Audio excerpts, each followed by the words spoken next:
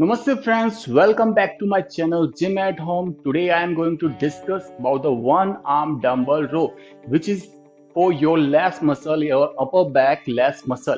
It's a very grateful and a very useful exercise for your upper back and your for lats muscle. So I am going to discuss about all the points which you have to keep remember when you go for this exercise. So guys, if you still not subscribe my channel, then please click the button on the subscribe button and click the bell icon so will you get the videos update, and also click the like button if you like this video, and go to Instagram and support me on Instagram. As you can see that Home Gym OP is my Instagram profile, so please go over there and support me. Without wasting the time, let's get started this exercise. Started with setup and posture. तो friends, सबसे पहले बात करते हैं setup and posture की। आप कोई भी एक्सरसाइज करोगे, अगर उसका सही इंपैक्ट चाहते हो तो सबसे पहले अपना सेटअप सही करना होता है, पोस्चर सही करना होता है। आपको जब भी उस चीज का बेनिफिट जो है आपकी उस मसल्स को जिस पे भी आप टारगेट कर रहे हो उस पर इम्पैक्ट पड़ेगा और सही बेनिफिट आपके सामने आएगा। तो इस एक्सरसाइज के अपना टारगेट है लैट्स मसल यानी अपर बैक की जो लैट्स मसल है उस पर। तो सबसे पहले सेटअप एंड पोस्चर की बात करते हैं। जो बिगनर होता है वो फ्लैट बेंच से स्टार्ट करता है। जैसे कि मैं घर पे एक्सरसाइज कर रहा हूँ, चैनल का भी नाम होम जिम है, तो मेरे पास ये बेंच है, तो ये फ्लैट बेंच है। तो इस पे मैं कैसे करूंगा, इसमें मैं बता देता हूँ। फ्लैट बेंच हो तो इस पे क्या होता है, आपको किस तरीके से पोजीशन लेनी। सबसे पहले ये वाला हाथ, यानी अगर आप बाएं हाथ से अगर वन आर्म डंबल रो मार रहे हो तो आपका जो सीधा हाथ है वो अच्छे से बेंच के ऊपर होना चाहिए। इस तरीके से बिल्कुल टाइट, लूज नहीं छोड़ना है, इसको बिल्कुल टाइट होना चाहिए। दूसरी चीज, इस हाथ से मार रहे हैं तो इसका जो दूसरा पैर है, यानी अपन बाएं से मार रहे हैं तो दायां पैर आपका बेंच पे होना चाहिए और बेंच पे अच्छे से फिक्स होना चाहिए। उसके बाद जो ये लेग है, इसके बीच में इतना गैप होना चाहिए, इसको इतना पीछे रखना है कि जब आप वन आर्म डंबल रो करो तो ये आपके पैर जो है आपके बीच में ना आए, आपका हाथ जो इससे टच ना हो। तो ये जो डिस्टेंस है मेंटेन करके आपको रखनी है। अब जब आपका ये हाथ सेट हो गया, ये पैर सेट हो गया, ये भी सेट हो गया, अब बात करते हैं अपने हिप की और बैक की। तो बैक आपकी इस तरीके से राउंड नहीं होनी चाहिए, मुड़ी हुई नहीं होनी चाहिए, कोई बैंड नहीं होनी चाहिए या फिर ज्यादा एक्सटेंड नहीं होनी चाहिए। तो आपको इसको न्यूट्रल रखना है, यानी बिल्कुल सीधा।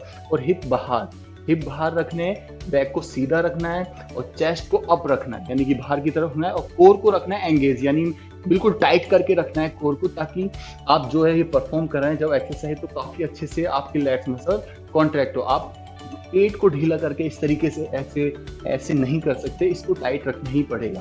तो गए इसको, इस हाथ को इस तरीके से भी पकड़ सकते हो आप, जैसे भी आपको स्ट्रेंथ फील हो, जैसे भी आपको लगे कि ये हाथ बिल्कुल फिक्स हो गया है। मैं ऐसे पकड़ के करता हूँ क्योंकि मेरा हाथ ऐसे मुझे फिक्स लगता है। तो ये था सेटअप, तो जो कि काफी इंपॉर्टेंट है हर चीज के लिए। तो अब बात करते हैं रेंज ऑफ मोशन की। आपका रेंज ऑफ मोशन कितना होना चाहिए, आपका मोमेंटम कितना होना चाहिए जब आप वन आर्म डंबल रो करो। तो देखिए रेंज ऑफ मोशन क्या होना चाहिए। पहले पोजीशन लीजिए, सेटअप ले लीजिए।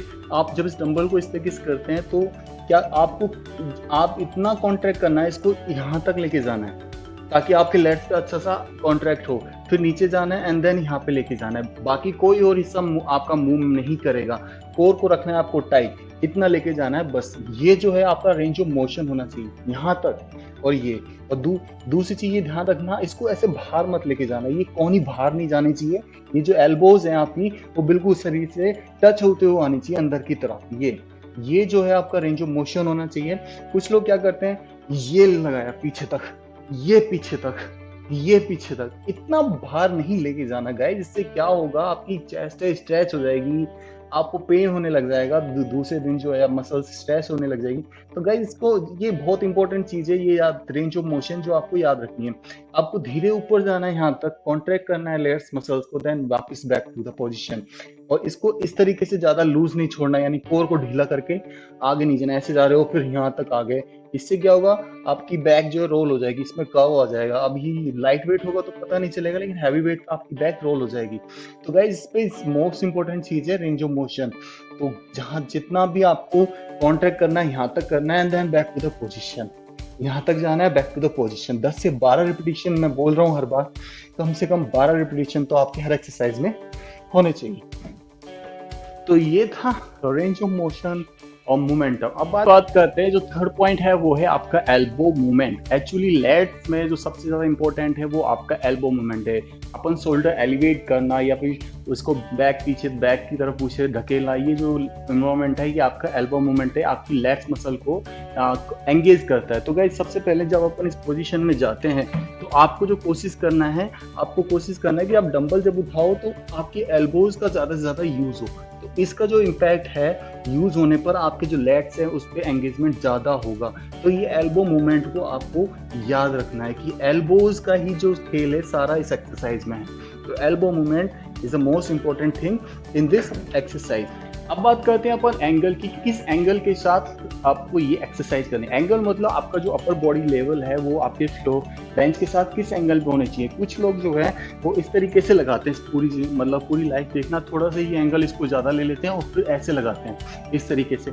ऐसा नहीं कि इसका इम्पैक्ट लैट्स पे नहीं हो रहा है, लेकिन आपको लैट्स जो होता है वो नीचे तक होता है, पूरा ऊपर से आता है और नीचे तक होता है। तो ये नीचे वाली जो लैट्स हैं वो कॉन्ट्रैक्ट नहीं हो पाती, वो एंगेज नहीं हो पाती, इसलिए उस पर इम्पैक्ट पड़ता नहीं, सिर्फ ऊपर की विंग्स निकलती है बड़ी बड़ी मोटी मोटी, आपने जैसे देखा होगा। तो इस एंगल के साथ करोगे तो आपका नीचे वाला लेयर लैट्स जो है कवर नहीं होगा। तो आपको क्या करना है, आपको अपनी अपर बॉडी बिल्कुल ऐसे इसके सामने पैरेलल रखनी है इस तरीके से, और फिर इस पोजीशन पे आपको जब करोगे तो इस पोजीशन पे आपका लोअर लैट्स जो है वो हिट हो रहा है, यानी एंगेज हो रहा है, अच्छे से कवर हो रहा है। ये वाला जो है इस पोजीशन में जो आप जाओगे तो ये वाला लैट्स कवर होगा। तो ये पूरी लैट्स काम करती है इस पोजीशन में। तो आपको कोशिश करना है एंगल को आपको रखना है पैरेलल, ना 45 रखना है या फिर ना 60 रखना है या फिर, और दूसरी चीज में कोर को बिल्कुल टाइट रखना पड़ेगा, पैर को स्ट्रॉन्ग होना पड़ेगा इस पैरेलल पोजीशन में आपको ये एक्सरसाइज करने के लिए। अब बात करते हैं लास्ट इंपॉर्टेंट पॉइंट्स की, वो है guys too much heavy weight use करना। आप क्या करते हो, हम जाते हैं जिम में, एक्सरसाइज जोर शोर दिखाते हैं, हमें ये रहता है कि हमें ज़्यादा से ज़्यादा वेट उठा के अपनी पावर दिखानी होती है। तो गाइज ये कोई कंपटीशन नहीं है, वन आर्म डंबल रो का कहीं कंपटीशन, या किसी भी एक्सरसाइज जो आप कर रहे हो अपनी फिटनेस के लिए अगर कर रहे हो तो उसमें आपको कंपटीशन कहाँ है, आपको सिर्फ अपनी फिटनेस करनी है। तो गाइज ऐसा वेट चूज करना है आपको जिसपे आप कम से कम 12 से 15 रिपीटेशन मार सके। अब वो ना तो ज़्यादा लाइट वेट यूज करना है ना ज़्यादा हैवी वेट, तो आपको मीडियम वेट खुद डिसाइड करना होता है आपकी बॉडी कैपेसिटी के अनुसार। तो इसलिए ज़्यादा हैवी वेट यूज़ ना करके मीडियम वेट चूज़ कीजिए और उसके साथ ये वन आर्म डंबल रो कीजिए, तो काफ़ी इम्पैक्ट जो है आपकी बॉडी पे, आपके लैट्स मसल पे इसका पड़ेगा। तो गाइज अगर आपको ये वीडियो पसंद आई हो, आपने सारे पॉइंट्स देख लिए, पांचों के पॉइंट जो मैंने डिस्कस किए हैं, मैं घर पे अभी वर्कआउट कर रहा हूँ, तो आप भी कर सकते हैं। अगर आपके पास डंबल है तो ईट का यूज़ कर लीजिए, ब्रिक्स का, नो डाउट। तो गाइज अगर आपको ये वीडियो पसंद आई तो प्लीज़ इसे लाइक कर दीजिए, और अगर आपने अभी तक मेरे चैनल को सब्सक्राइब नहीं किया तो प्लीज़ सब्सक्राइब कर दीजिएगा। तो guys thank you very much for watching this video. मैं ओम प्रकाश होम जिम से, तब तक के लिए जय हिंद, जय जवान, जय किसान। मिलते हैं गाइज अगली वीडियो में एक अगली एक्सरसाइज के साथ। Bye bye.